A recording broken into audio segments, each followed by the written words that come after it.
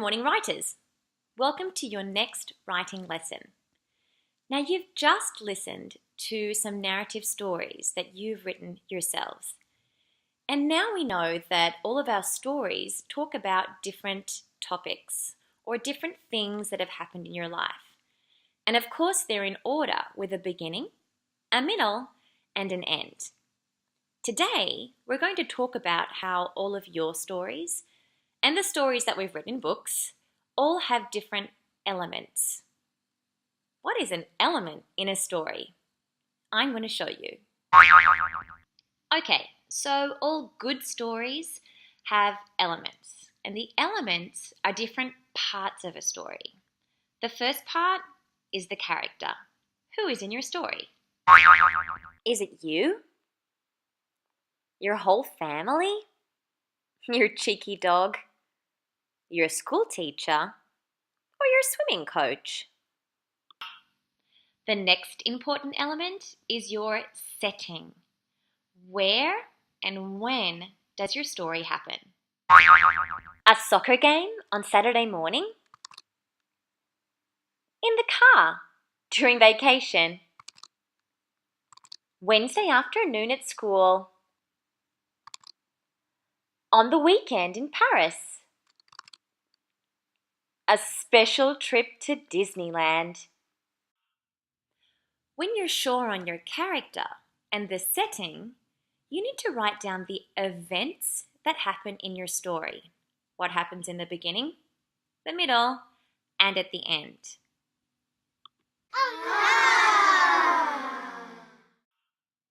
Finally, you need to include your personal reaction. How did you feel? And why was this experience important to you? Happy because you had fun with your friends. Confused because you didn't know where you were. Proud because you lost your first tooth. Curious because you were solving a mystery.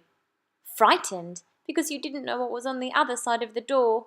Sad because you missed your grandparents. Excited because you achieved a goal. Okay, now I'm going to read you a personal narrative. I want you to think about the character, the setting, the events, and the personal reaction as you listen. You can close your eyes if you want to. Let's go. It was a hot summer's day, and I was floating on a boat in the clear waters in Greece. Not far from us was an island with jagged, rocky cliffs, and every now and then we saw a dark opening. They were caves. I was feeling excited and a little nervous. I had never seen a pirate cave before. The captain of the boat was preparing us with snorkeling equipment, telling us how to breathe when we were underwater. I took a deep breath and plunged into the cool, soft water. I could see all different types of fish swimming around me. And as I looked further, the entrance to a cave. I kicked my legs with all my might until I arrived at the gloomy, mysterious mouth. I wasn't sure if it was a good idea to go in. Maybe there are dangerous sea creatures, or maybe there are still pirates hiding inside, I thought to myself. Feeling brave, I dove through the opening, swimming under a large rock, and floated up into an enormous room inside the island. The cave was golden and orange and covered in beautiful seashells and coral. I felt like I'd entered into a mermaid's palace. No wonder pirates liked hiding in here, I thought to myself. It is a beautiful ocean castle. I explored every inch of the magical pirate cave until it was time to go back to the captain. I slipped back through the small opening and swam back, pulling myself up onto the boat. What an adventure, I exclaimed as I wrapped my beach towel around myself. I was feeling so amazed to have found such an exquisite treasure hidden inside an island. Although I still wonder, is there any pirate treasure left? Alright, 2F.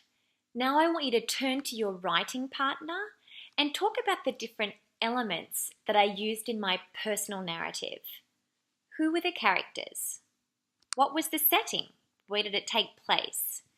What events happened in my story?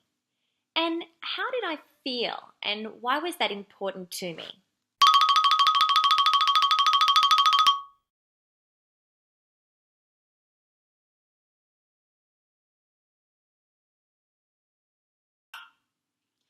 Okay, writers, now it's your turn to include these elements in your personal narratives. Good luck and happy writing!